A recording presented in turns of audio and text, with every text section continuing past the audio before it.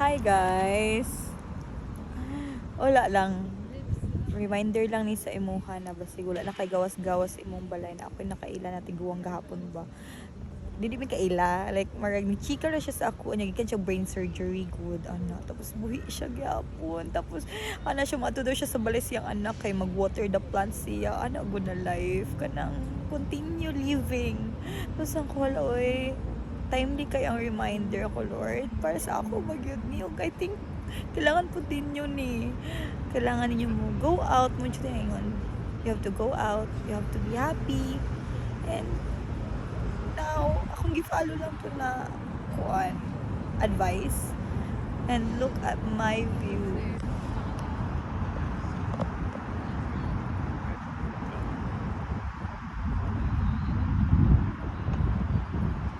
Diba?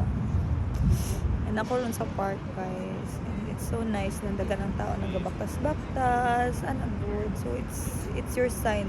Gawas sa imong balay. Magbaktas-baktas na po. No? Palit og ice cream or anything. Uy, gutom ka. Ana lang. Ayaw kayo overthink. Ana good. Eh. Grabe na gid ang sig overthink. Dili siya maka-healthy. No? Kung na itong ano lang nato igud sa Ginoo kay ang Ginoo man ang nakabalo sa tanan na sa iyang future. So yes, surrender everything. Ay, happy Sunday guys.